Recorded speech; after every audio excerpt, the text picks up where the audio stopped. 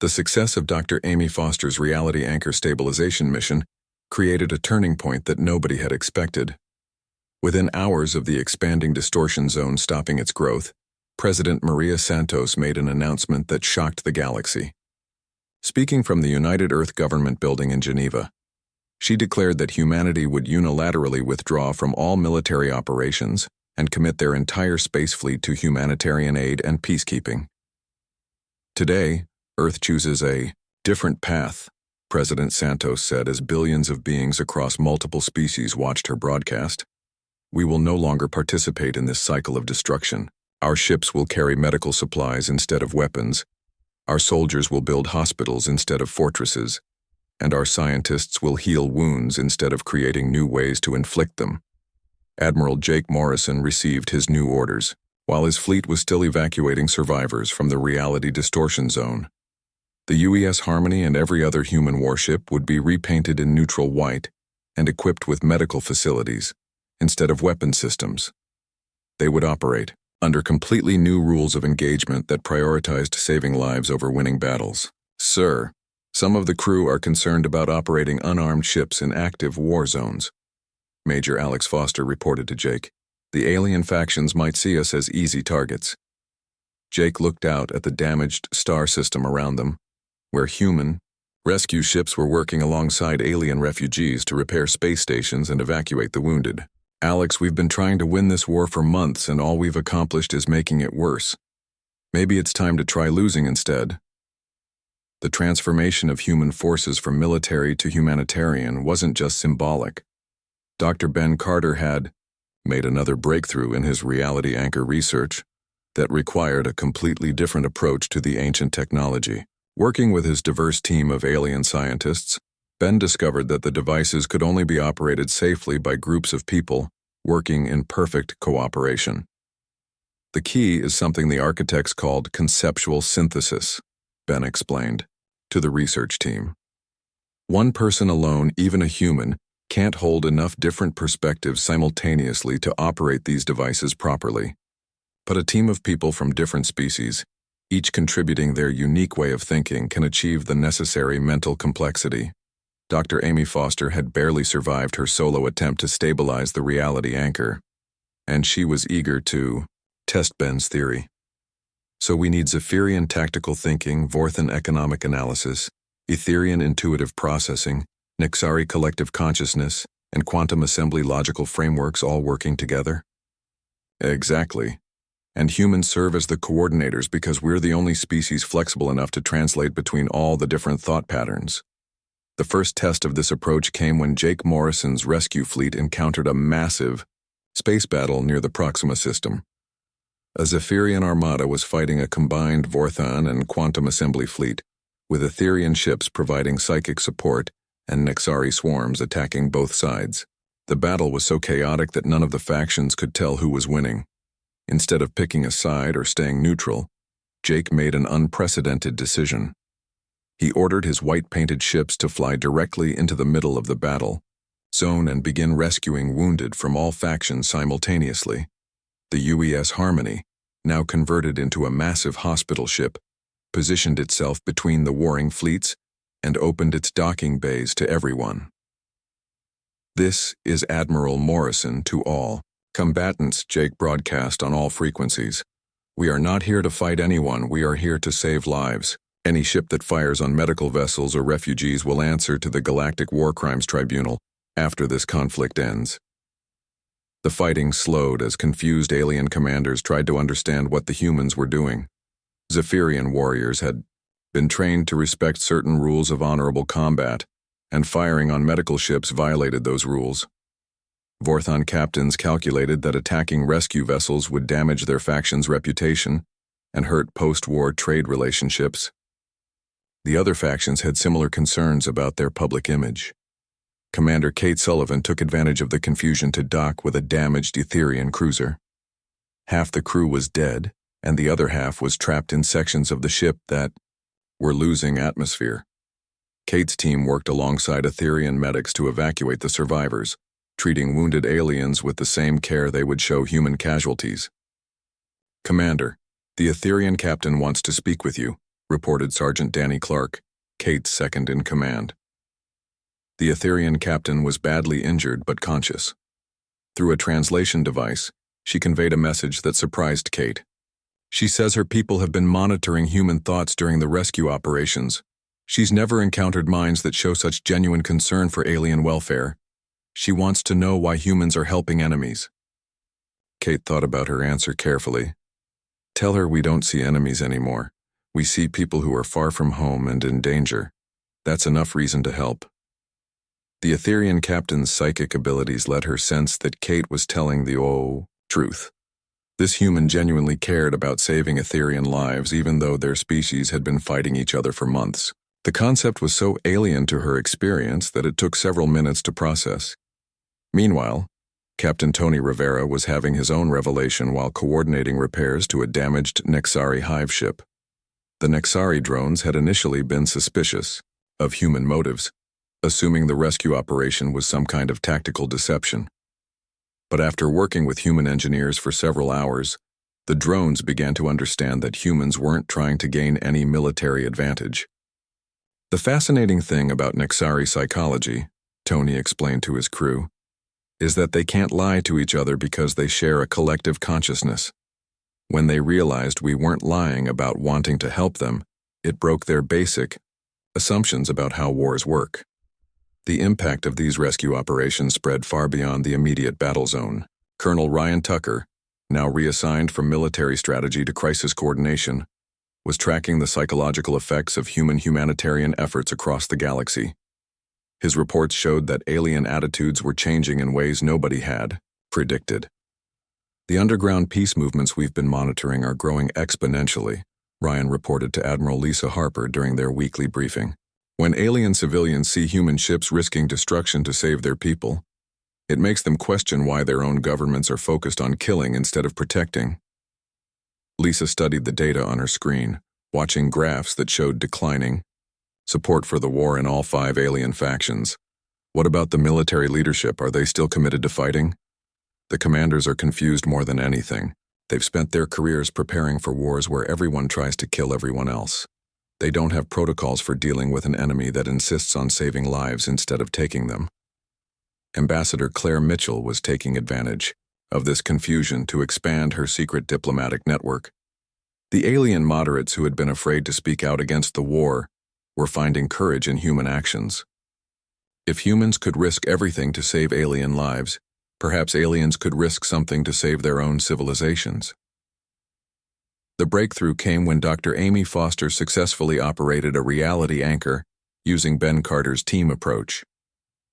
The mixed group of human and alien scientists worked together to repair a star system that had been damaged by previous battles. They restored 3 dead planets to habitability and stabilized a star that had been destabilized by exotic weapons. Major Alex Foster led the engineering teams that followed up on the reality anchor repairs.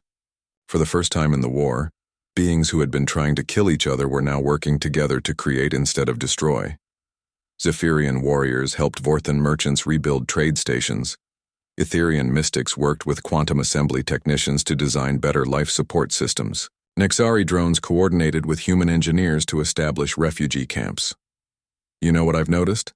Alex said to Jake as they watched a mixed crew of humans and aliens working to repair a damaged orbital platform. The aliens are really good at their specialties, but they never learned how to work with people who think differently. Humans aren't the best at anything specific, but we're the best at bringing different specialists together. Jake nodded, understanding the deeper implications. We're not winning this war through superior firepower or advanced technology. We're winning by changing what victory means. The human approach was working, but there were still 3 reality anchors in alien hands, and billions of people across the galaxy were still dying from the ongoing conflict. The next phase would require humanity to take an even bigger risk, proposing a completely new form of galactic governance based on cooperation instead of conquest. President Santos was already working on that proposal, knowing that the hardest part of ending a war wasn't stopping the fighting but building something better in its place. The aliens had been trapped in cycles of conflict for thousands of years. Breaking those cycles would require more than just good intentions. It would require a new vision of what galactic civilization could become. The war had reached its darkest point when the reality anchors were finally activated. The Zephyrian Empire had managed to capture 2 of the 5 ancient devices through a brutal assault on Meridian Prime that cost them 50,000 soldiers. Their victory celebration was short-lived because they immediately used the devices to create something terrible. Admiral Jake Morrison, now promoted after his successful evacuation missions, watched in horror as the Zephyrian gravity weapon struck the Vorthan homeworld. The reality anchors twisted space around the planet's largest moon, turning it into a massive gravitational bomb that tore itself apart. Chunks of the destroyed moon rained down on the Vorthan surface, causing earthquakes and tidal waves that killed millions of innocent civilians. The Vorthan coalition screamed for revenge, but they had no reality anchors of their own. However, the Quantum Assembly did, and their response was swift and merciless. Using their advanced technology, they activated their reality anchor to phase shift an entire Zephyrian fleet into a parallel dimension. 50,000 Zephyrian warriors found themselves trapped in an empty universe with no way home and no hope of rescue. "This has to stop," Jake said to his crew aboard the UES Harmony, his new flagship. "They're using weapons that can destroy reality itself. If this continues, there won't be a galaxy left to save."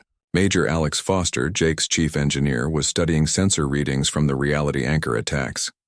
Alex had always been good with alien technology, but these devices were beyond anything he had seen before. "Admiral, the energy readings don't make sense. These weapons are putting out more power than should be physically possible."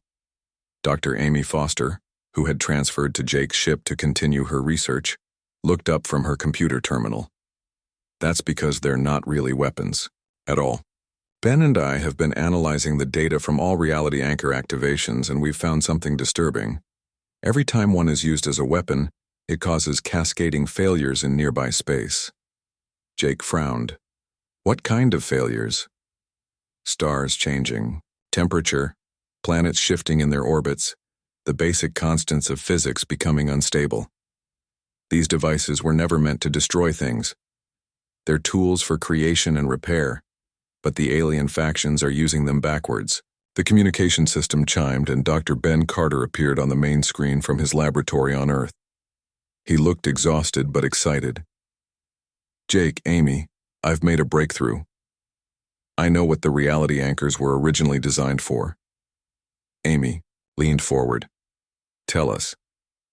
"I've been working with more alien defectors, including a Nexari submind called 7 of Thousands and a quantum assembly AI that calls itself Logic Prime. We found additional data hidden in the Meridian Prime Temple complex. The beings who built these devices called themselves the architects, and they left detailed instructions.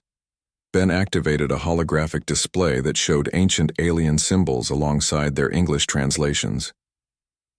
The architects created the reality, anchors to fix regions of space that had been damaged by cosmic disasters, supernovas that went wrong, black holes that formed in the wrong places, areas where the laws of physics had been broken by previous wars. "Previous wars?" Jake asked. "The architects weren't the first civilization to discover reality-altering technology. They found the ruins of dozens of extinct species that had destroyed themselves fighting over similar devices. The reality anchors were meant to be the solution, tools that could only be operated by minds capable of cooperation and synthesis. The implications hit everyone on the bridge at the same time.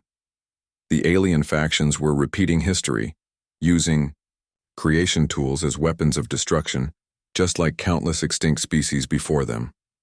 Their discussion was interrupted by an urgent alert from the sensor station. "Admiral, we're detecting massive energy buildup in the Etherian home system. They're preparing to activate their reality anchor."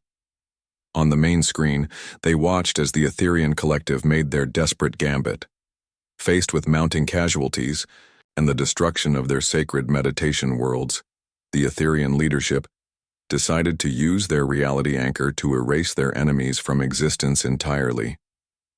The device activated with a flash of purple light that could be seen across multiple star systems, but instead of erasing the enemy fleets, the reality anchor overloaded and created an expanding bubble of altered spacetime.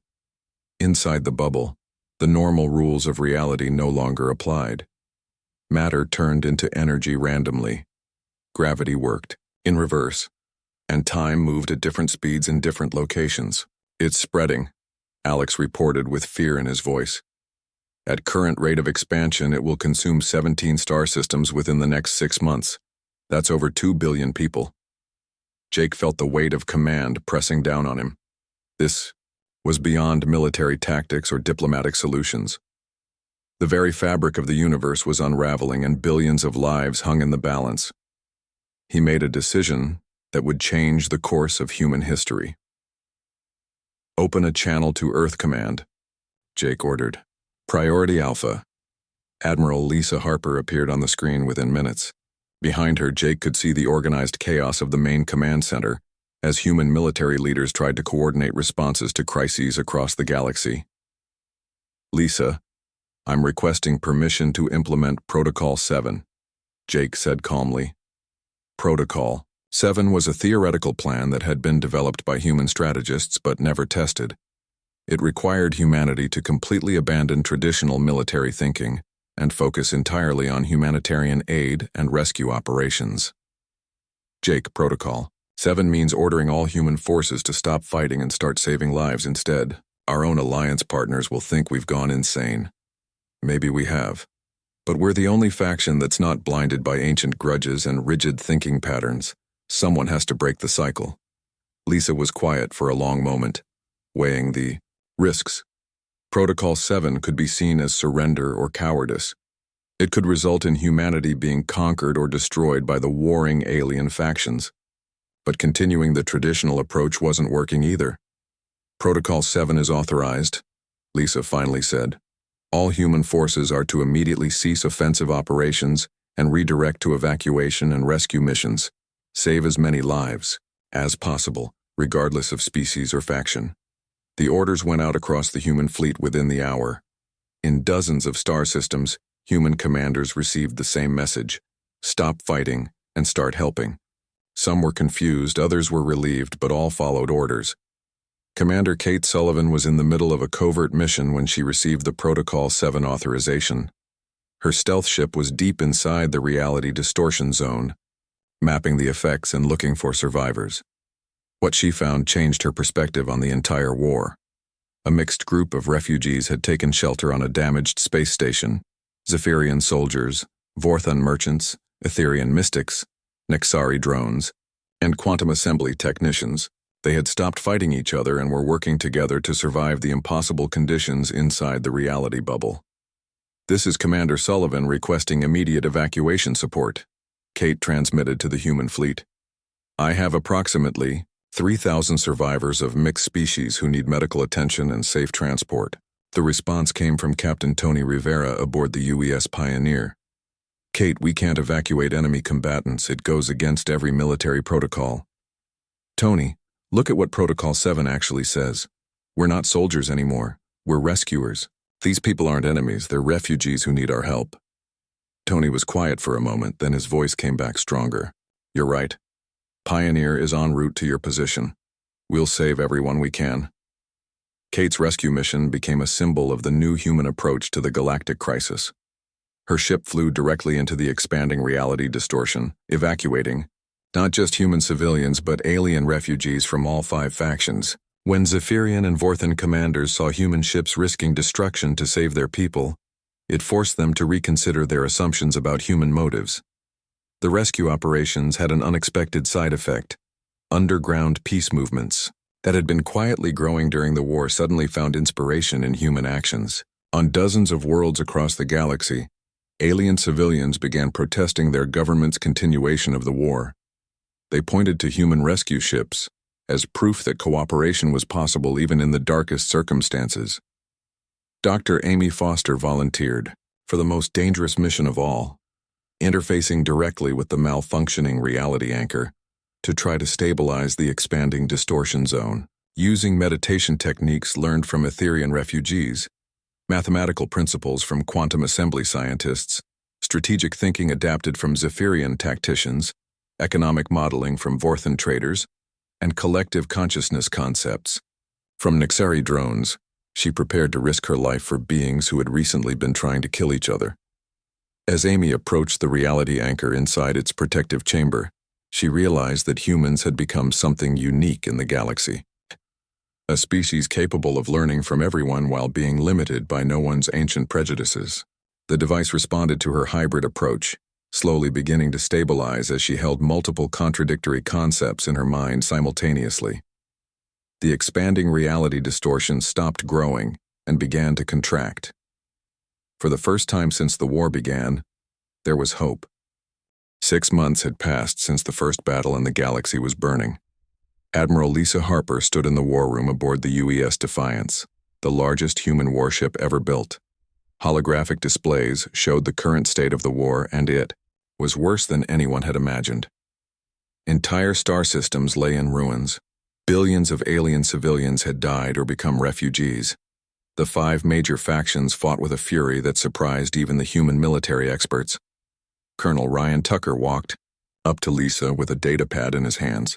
Ryan was the best military strategist humanity had, and he had been studying alien warfare patterns since the conflict began. His analysis would help determine how humans should respond to this galaxy-wide disaster. "Admiral, I have the tactical assessment you requested," Ryan said. His voice was calm, but Lisa could see the worry in his eyes. "The alien factions are fighting exactly like we predicted they would. Each race uses the same strategies their ancestors used thousands of years ago." Lisa took the datapad and scrolled through Ryan's notes.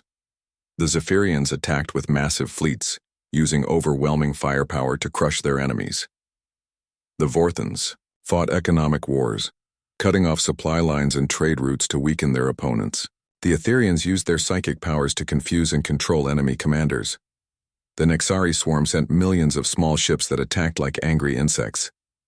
The Quantum Assembly relied on advanced technology and artificial intelligence to win battles. "They're all very good at what they do," Ryan continued, "but they never change their tactics. A Zephyrian commander today fights the same way his great-grandfather did centuries ago. They're predictable. And predictable enemies can be defeated," Lisa said, understanding where Ryan was going with this. "Exactly. But we need to be smart about it. We can't match their firepower or numbers. What we can do is be unpredictable." Commander Kate Sullivan entered the war room carrying her own set of reports. Kate led the human special operations teams and had been planning missions that no alien faction would expect. She was young but brilliant, and her unconventional thinking had already won several small battles. "Admiral, Operation Wildcard is ready to begin," Kate announced. "We've identified targets in all 5 factions that we can hit simultaneously.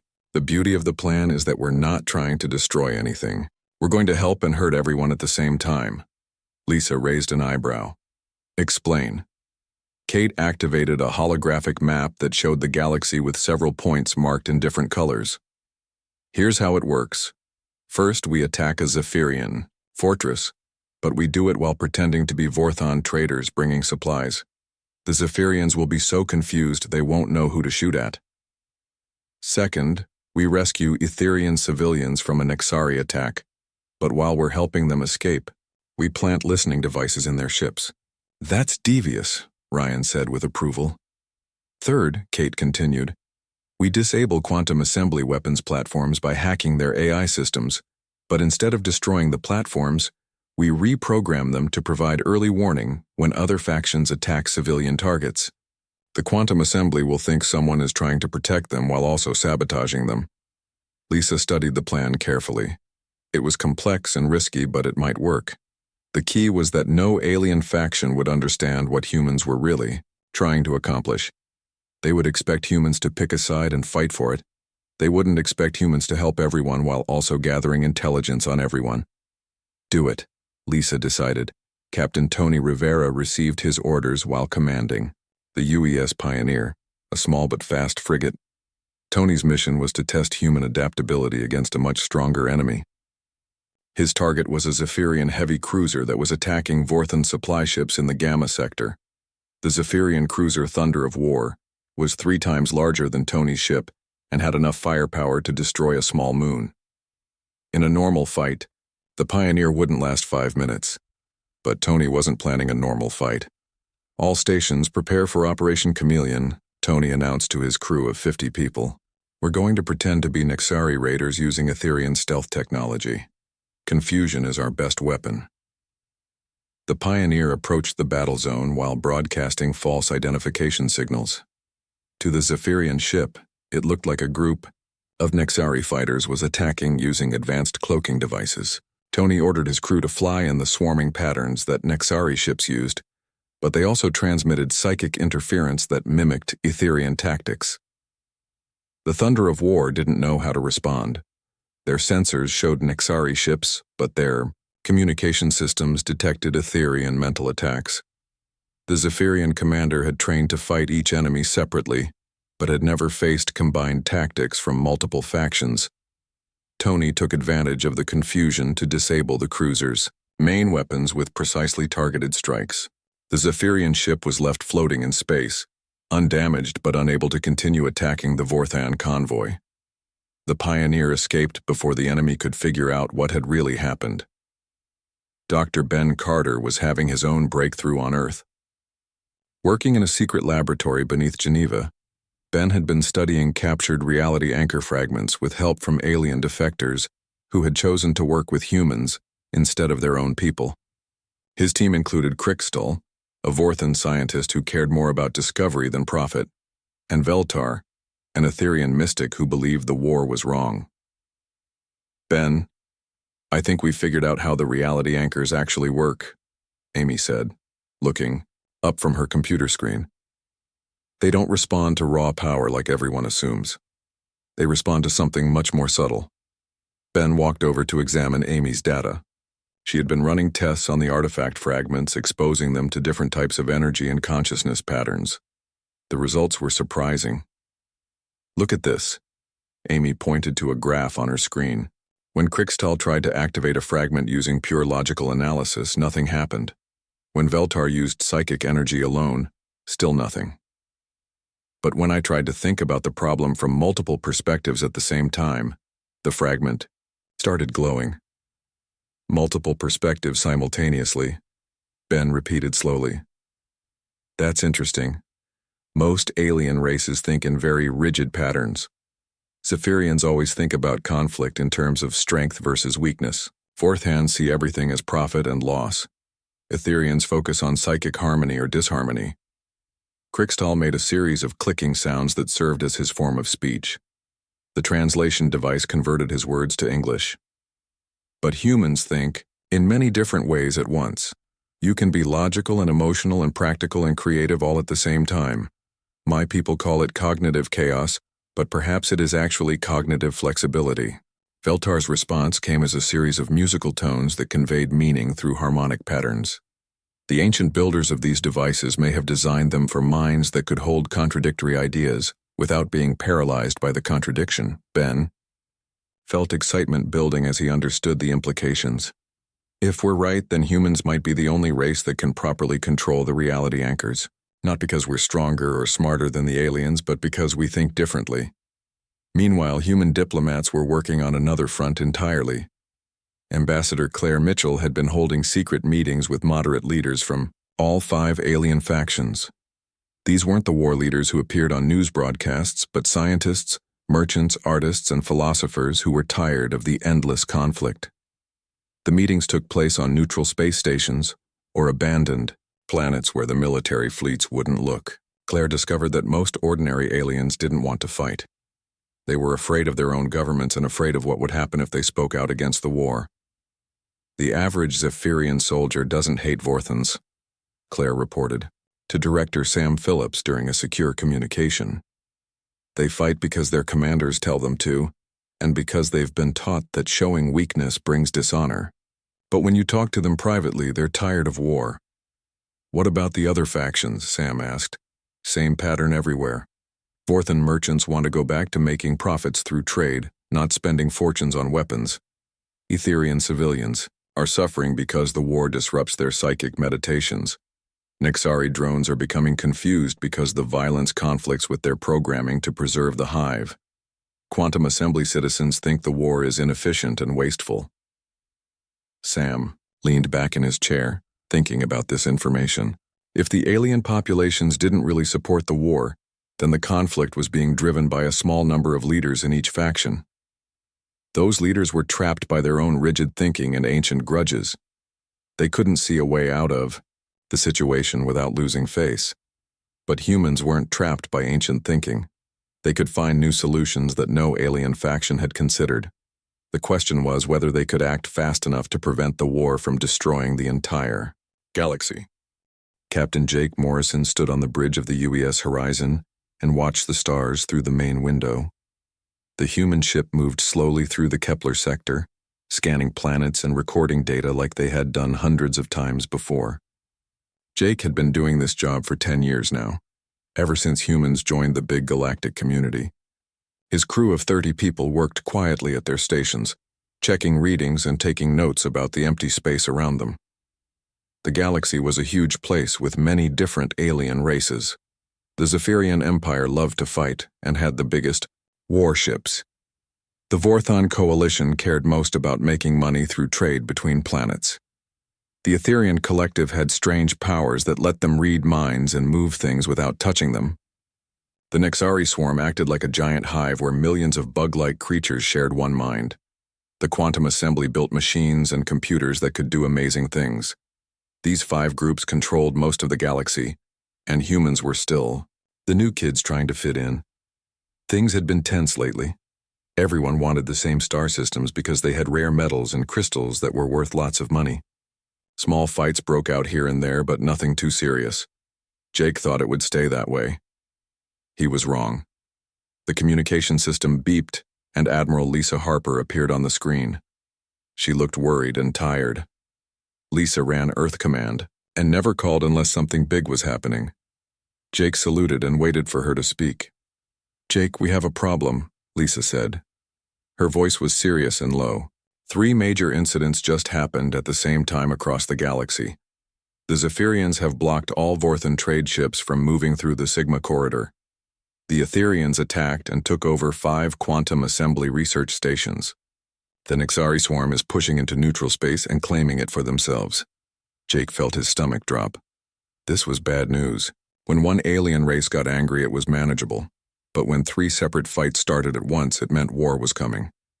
He looked at his crew and saw the same worry on their faces. "That's not all," Lisa continued. "We just found out why everyone is so angry. There's a planet called Meridian Prime in the contested zone. Our science teams found something there that changes everything. Ancient alien technology from a race that died out millions of years ago. The locals are calling these devices reality anchors." Dr. Ben Carter stepped forward. He was the ship's lead scientist and one of the smartest people Jake knew.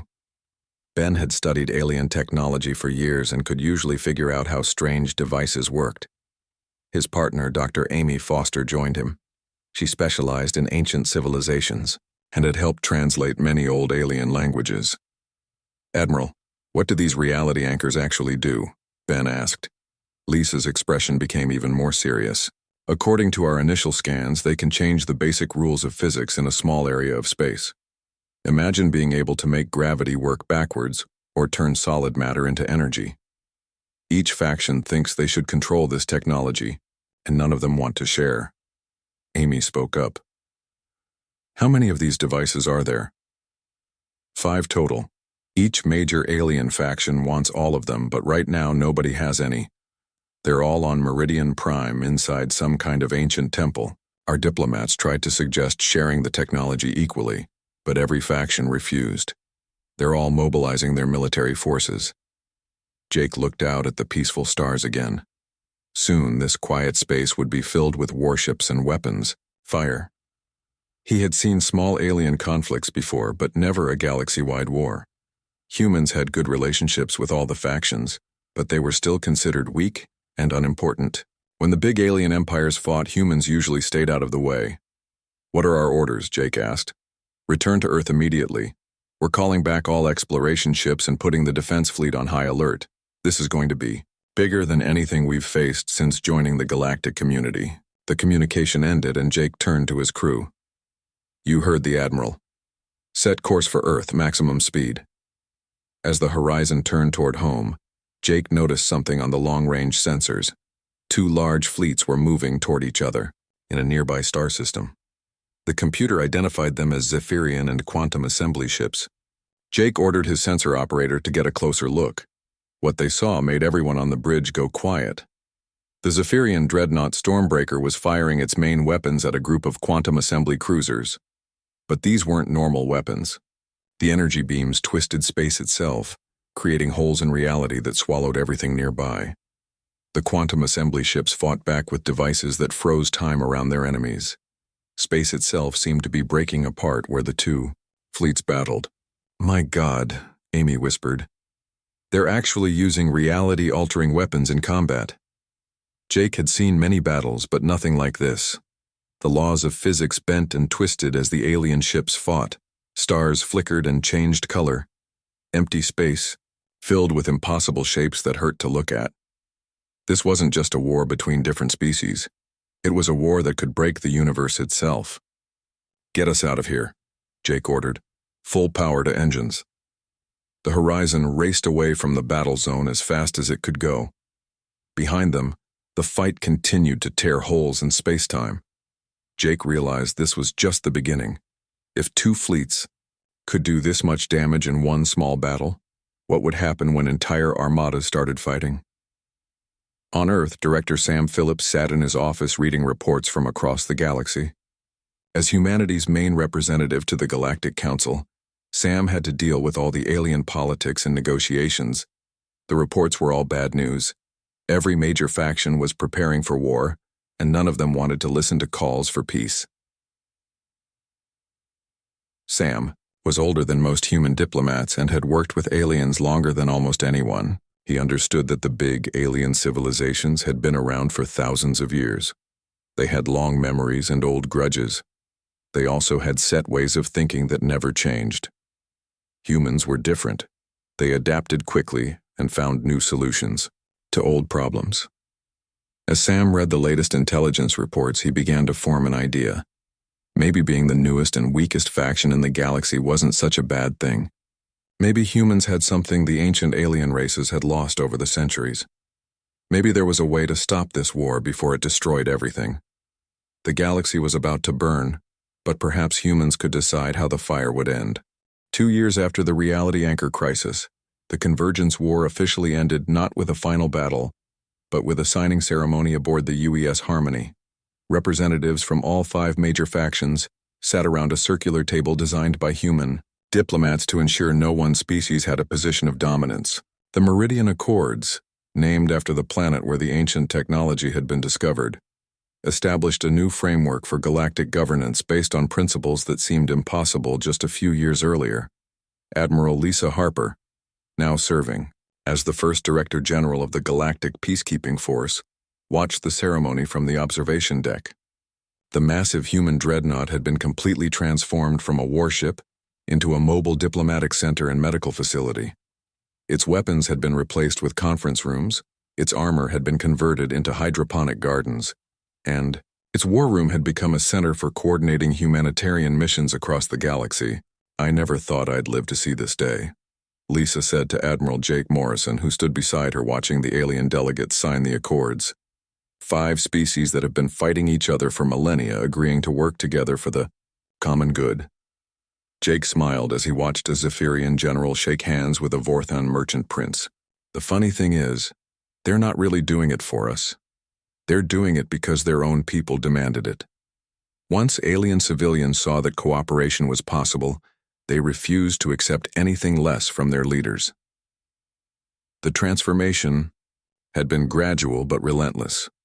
Human rescue operations during the final months of the war had saved over 50 million alien lives from all factions. More importantly, they had demonstrated that beings from different species could work together effectively when they focused on common goals instead of ancient grievances.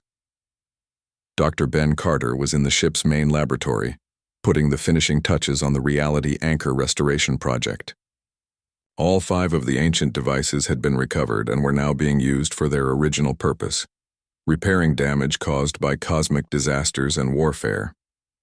The project required constant cooperation between scientists from all species, with humans serving as coordinators who could translate between different approaches to problem solving.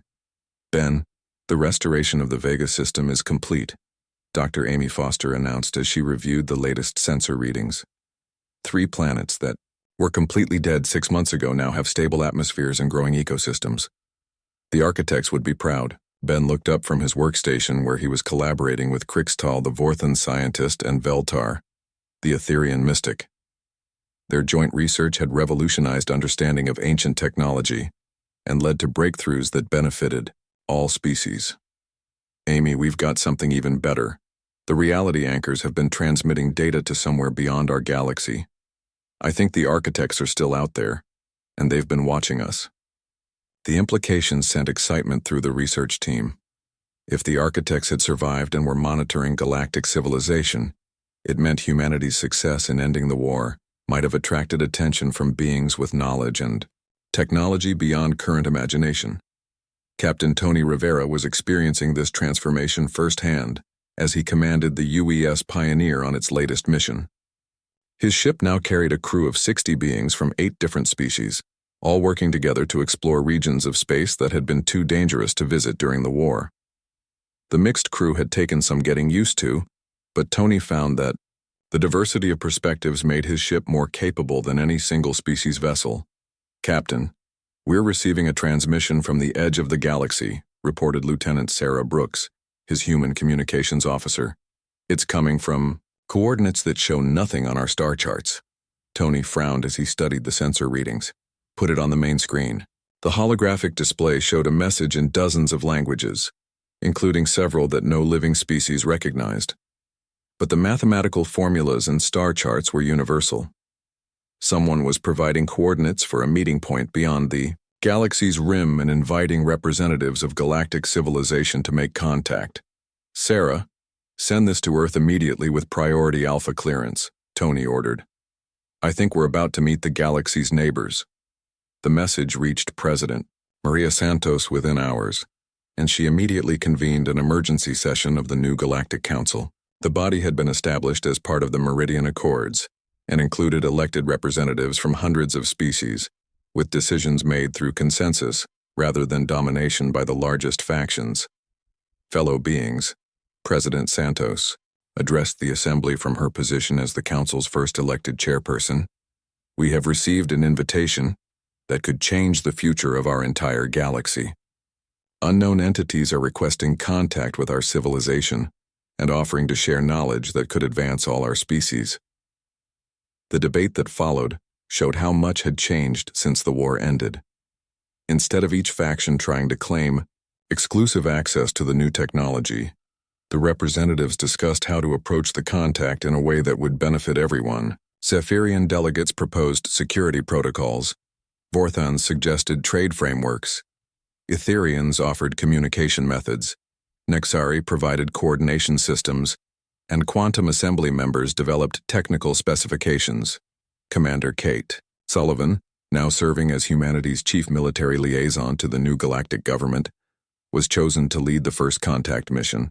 Her experiences during the war had made her something unique, a human who was trusted by all alien species and understood how to coordinate between radically different approaches to problem solving. Kate, you'll be commanding the first truly integrated galactic expedition, Jake told her as they stood in the docking bay of the new starship UES Unity. Your crew includes the best representatives from every major species, along with delegates from 50 smaller civilizations. This is what we fought for, the chance to explore the universe together instead of fighting over pieces of it. The Unity itself was a marvel of cooperative engineering. Zephyrian defensive systems protected a Vorthan-designed hull that incorporated Etherian psychic communication networks, Nexari coordination systems, and quantum assembly propulsion technology. Human engineers had coordinated the integration of all these different approaches into a functional whole. As Kate's expedition departed for the galaxy's edge, they carried with them something unprecedented, a unified civilization capable of speaking with one voice while respecting the diversity of its constituent species. The message they brought to their unknown neighbors wasn't one of conquest or dominance, but of cooperation and mutual benefit. The first contact occurred at a space station that materialized near the galactic rim as the Unity approached. The year, beings who greeted Kate's crew were the descendants of the architects, now calling themselves the gardeners and serving as caretakers for multiple galaxies.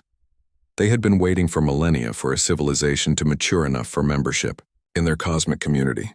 "We have watched your species overcome the trial of unity," the lead gardener communicated through a translation system that worked on multiple levels simultaneously.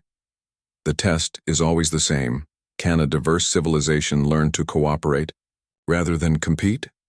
Most galaxies fail this test and destroy themselves. Yours has succeeded." Kate found herself speaking for an entire galaxy when she responded. "We learned that our differences make us stronger when we work together. Humans taught us that being flexible is more important than being powerful, and that helping others ultimately helps yourself." The gardener's response carried implications that would reshape galactic civilization. "Then you are ready to join the cosmic community. There are millions of galaxies like yours, each with their own unique approaches to the challenges of existence. Together we explore the deeper mysteries of the universe and work to nurture younger civilizations." Over the following months, the Unity crew learned about technologies and concepts that made even the reality anchors seem primitive. But more importantly, they discovered that the pattern they had established in their own galaxy, diversity in cooperation rather than uniformity through conquest, was the foundation of the entire cosmic community. When Kate returned to the galaxy with news of their acceptance into the larger universe, she found that the transformation was already complete. Former enemies were now partners in exploration, trade, and cultural exchange. The weapons of war had been turned into tools of discovery. The galaxy that had once burned with endless conflict now shined with the light of cooperation and shared purpose. Admiral Jake Morrison, now serving as humanity's representative to the cosmic community, stood once again on an observation deck, watching the stars. But this time he wasn't alone. Beings from hundreds of species worked alongside him as they prepared for humanity's greatest adventure yet. They would venture beyond their galaxy to explore the vast cosmic community that awaited them, carrying the lessons they had learned about turning enemies into allies and ending wars through understanding rather than victory. The galaxy had indeed ignited wars, but humanity had decided how they would end, not with the triumph of one species over others,